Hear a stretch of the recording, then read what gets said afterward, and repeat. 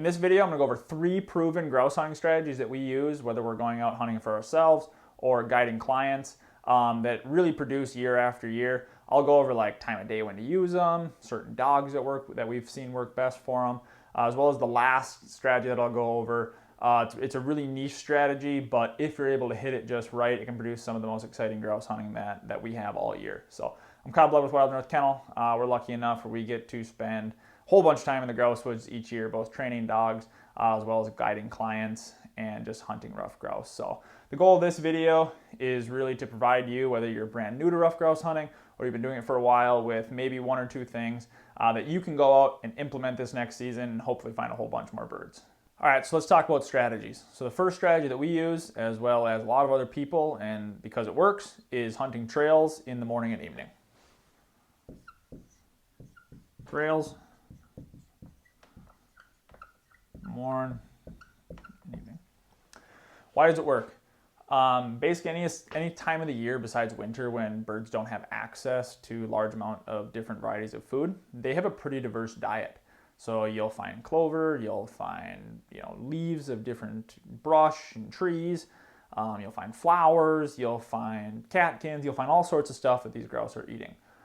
Well, if you consider that a trail system actually gets a lot more sunlight than just the woods, you get a lot more biodiversity in that small little area. So you get more grasses, more clovers, all these things that really aren't able to grow anywhere else in the woods. So that really attracts these birds, and it allows them to be in one spot and have a bunch of different access to food. So grouse feed twice a day, morning and evening, and they work their way to the feeding areas. So as you get within that hour or two, either of sunset or sunrise, these birds are really concentrated around trail systems, which allows us as hunters access to them. So what we find is, because the birds are so concentrated, we have a lot more success with like a flusher or maybe a closer ranging pointing dog, something that stays in that 50-yard range, because that's all the further the birds are. Dog goes 200 yards into the woods, well, the bird probably isn't there. It's right at the trail system. So flushers, closer working pointing dogs seem to do really well during these trail hunts. Plus, walking a trail hunting grouse is just really relaxing and fun anyway. So the second strategy that we implement a lot is for midday hunts. And trails work really good in morning and evening, but as you get into the midday, they just don't do the same thing. Birds aren't as concentrated. And so what we really focus on midday is edges along, a swamp or something like that.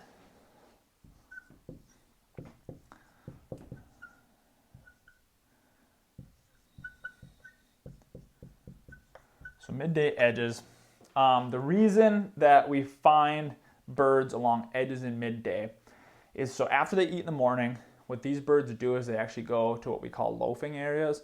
So they go find an area that they're safe from predators. And if you consider that a grouse's main predator is actually avian, so goshawks, things like that, kill an absolute ton of grouse, they need to protect themselves from anything above them. So what they do is they get into really, really high stem density areas, and they just kind of sit all day. They don't move around that much. They just kind of digest their food, and they wait to eat again that evening. So high stem density usually occurs along edges. So if you consider like an aspen alder edge or a swamp edge, somewhere where light can actually get to an area, you're going to get a lot higher stem density, which is exactly what these birds are looking for when they're going to loaf.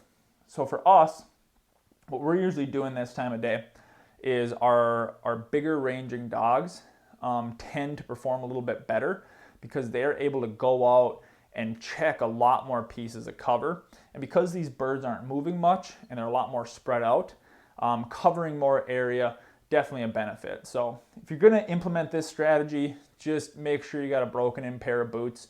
You can spend a lot of time walking edges to find a few birds, but it definitely is what we have found, at least, this to be the most effective strategy midday.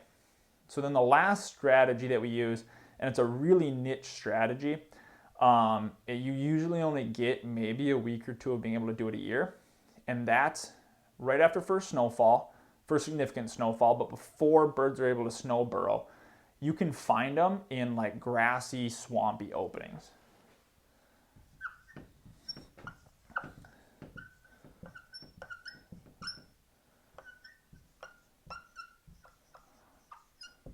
So think old beaver ponds or any other drained pond, somewhere where thick grass has been able to come up, but it's wide open. So the reason that they'll actually congregate there is after that first snow, they don't have enough snow to snow burrow yet, but that grass holds that snow up, and those grouse will actually go in there and burrow under it, almost like they're snow burrowing, but they gain an extra, 6-8 inches from that grass, and they'll stay really insulated in there.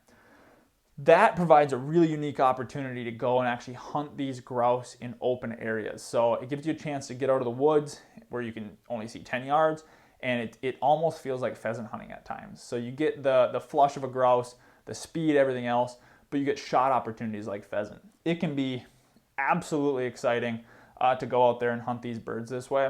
Now, the one thing I'll say about this is usually a winter time, and grouse, they need all the help they can get in winter. And so anything below 15 degrees, we're really not going out in the grouse woods. We're just leaving those birds be. The caloric needs of a grouse go up considerably, anything below 20 degrees. And that requires them to eat more, which leaves them more exposed to predation. So survival rates go way down if you're flushing grouse below 15 degrees or so. So we kind of leave those birds alone. We give them the chance to survive the winter. They need all the help they can get. So if you do try to go out and find some grouse in a swamp after first snowfall, please do it ethically. Make sure that the temperatures are so that you're not putting undue stress on these birds and helping their survival rate. So this is 3 of the strategies that we implement when we're ruffed grouse hunting. Hope you're able to pick up a thing or two and maybe implement it this next year. So appreciate you watching.